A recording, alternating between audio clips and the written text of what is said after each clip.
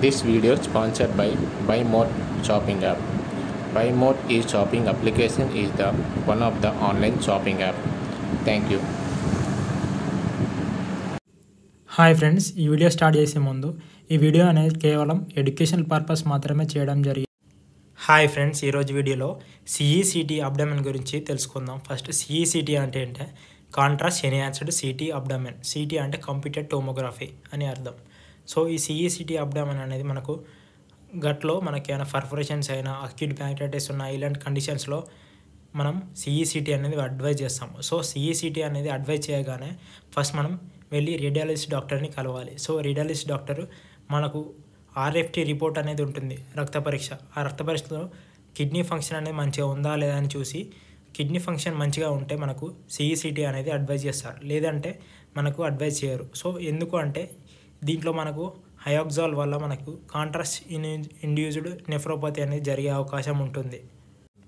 So మనకు renal function test, serum creatine and blood urine normal రాగానే మనకు radiologist doctor సిఈసిటీ అనేది అడ్వైజ్ చేస్తారు. సో మనకు సిఈసిటీ చేయడం వల్ల మనకు కాంట్రాస్ట్ మీడియం వల్ల ఏంటంటే మనకు ఆ టిష్యూ యొక్క విజిబిలిటీ అనేది క్లియర్గా తెలుస్తుంది.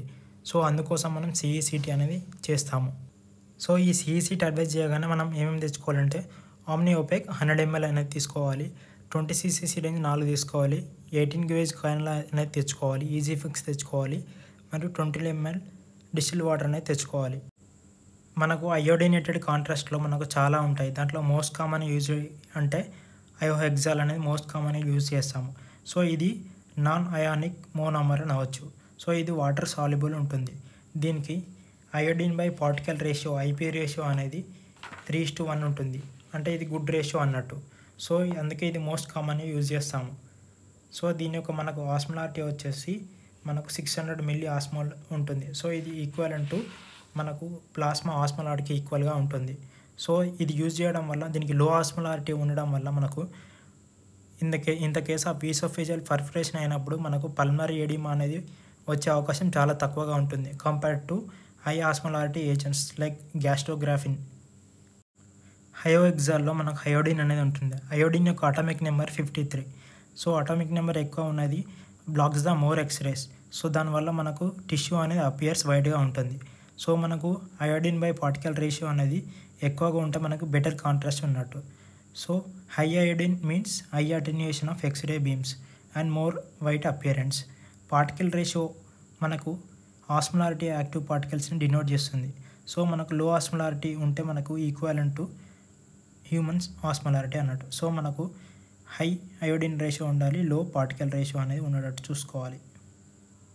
ఈ అయోహెక్సాల్ వల్ల వచ్చే సైడ్ ఎఫెక్ట్స్ ఏంటంటే కీమోటాక్సిటీ రిలేటెడ్ సైడ్ ఎఫెక్ట్స్ అనేవి వస్తాయి. లైక్ మనకు దీనివల్ల కాంట్రాస్ట్ ఇండ్యూస్డ్ నెఫ్రోపతి అంటే కిడ్నీ డ్యామేజ్ అనేది కావచ్చు, దీనివల్ల హైపర్ థైరాయిడిజం రావచ్చు, వేసోవేగల్ రియాక్షన్స్ అనేవి జరగవచ్చు, మరియు దీంతోపాటు మనకు హెనాఫైలాక్టిక్ అలర్జిక్ రియాక్షన్స్ అనేది కూడా జరగవచ్చు. సో దీంట్లో మోస్ట్ కామన్ మనకి ఇంపార్టెంట్ ఏంటంటే కాంట్రాస్ట్ ఇండ్యూస్డ్ నెఫ్రోపతి అనేది చాలా ఇంపార్టెంట్. సో దీంట్లో మనకు renal function test serum creatine అనేది ఎలివేట్ అవుతుంది. సో ఈ కాంట్రాస్ట్ ఇండ్యూస్డ్ నెఫ్రోపతిలో మనకు direct toxicity PCT cells in the kidney అవుతుంది, మరియు ఫ్రీ రాడికల్ ఇంజురీ కావచ్చు, వాసో కన్స్ట్రక్షన్ ఆఫ్ కిడ్నీ జరగవచ్చు.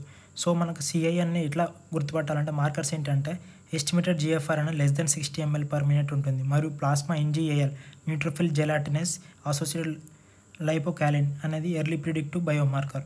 సో ఇది సిఐఎన్ రావడానికి రిస్క్ ఫ్యాక్టర్స్ ఏంటంటే డిఆర్ఏ రీనల్ ఫంక్షన్ టెస్ట్ అనేవి ఉంటాయి, diabetes filters, early age, metabolic syndrome, dehydration, multiple myeloma ఇలాంటివన్నీ అగ్రివేట్ చేసే అవకాశం ఉంది. సో దీని యొక్క ట్రీట్మెంట్ ఏంటంటే సపోర్టివ్ ఐవీ ఫ్లూయిడ్స్ అని ఎలక్ట్రోలైట్స్ ఇవ్వాలి, హీమోడయాలిసిస్ కూడా చేయాలి. సో ఈ సిఈసిటీ అనేది ఎప్పుడు చేయకూడదు అంటే రీనల్ ఇంపైర్మెంట్ ఉన్నా కానీ, హైపర్ థైరాయిడిజం ఉన్నా కానీ, పేషెంట్ ఆన్ రేడియోయాక్టివ్ అయోడిన్ ట్రీట్మెంట్తో ఉన్నప్పుడు కూడా చేయకూడదు. సో ఈ సిఈసిటీ అనేది ఎలా చేస్తారంటే మనకు కాంట్రాస్ట్ అనేది వెయిట్ని బట్టి ఇస్తారు. సో ఇది ఓరల్ రూట్లో ఇవ్వచ్చు మరియు ఇంట్రావీనస్ రూట్లో ఇవ్వచ్చు. సో ఓరల్ రూట్లో అనేది మనకు అప్రాక్సిమేట్గా 15 ml తీసుకొని ఒక 1 లీటర్ బాటిల్లో ఒక 20 ml తీసేసి దాంట్లో మనకు ఈ 15 ml అనేది పోసి 1 అవర్లో తాగమని చెప్పాలి. తర్వాత ఈ తాగిన తర్వాత 1 అవర్ తర్వాత మనము ఇంట్రావీనస్ రూట్లో మనకు ఐవీ కాంట్రాస్ట్ అనేది ఇస్తారు. సో మనకి కాంట్రాస్ట్ ఇచ్చే ముందు ఒకసారి సిటీ స్కాన్ అనేది తీస్తారు, మరియు కాంట్రాస్ట్ ఇచ్చిన తర్వాత మనకు సిటీ స్కాన్ అనేది తీస్తారు. మోస్ట్లీ మనం కాంట్రాస్ట్ ఇవ్వడానికి గ్రీన్ కలర్ కాయిన్లో 18G అనేది పెట్టుకుంటాం, ఎందుకంటే ఈజీగా ఫాస్ట్గా కాంట్రాస్ట్ అనేది పంపించవచ్చు. ఆ తర్వాత వెంటనే మనం సిటీ స్కాన్ అనేది చేయవచ్చు. సో అందుకే 18G అనేది పెట్టుకుంటారు. ఒకవేళ 18G వీలు కానప్పుడు పిల్లలో పింక్ కూడా పెట్టుకోవచ్చు. సో ఈ కాంట్రాస్ట్ అనేది బాడీ వెయిట్ని బట్టి ఇస్తారు. నార్మల్గా 1.5 to 1.7 ml/kg అనేది ఇస్తారు.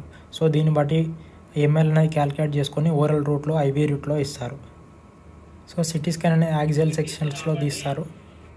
సో ఈ CECT అబ్డమెన్ అండ్ పెల్విస్లో మనకు లివర్ తెలుస్తుంది, గాల్ బ్లాడర్ గురించి తెలుసుకోవచ్చు, ప్యాంక్రియాసిస్ క్లోమ గ్రంథి గురించి తెలుసుకోవచ్చు, స్ప్లీన్ గురించి తెలుసుకోవచ్చు, కిడ్నీస్ ఏ విధంగా ఉన్నాయని కూడా తెలుసుకోవచ్చు, మూత్రాశయ సంచి యూరినరీ బ్లాడర్ కూడా తెలుసుకోవచ్చు, ప్రోస్టేట్ కూడా తెలుసుకోవచ్చు.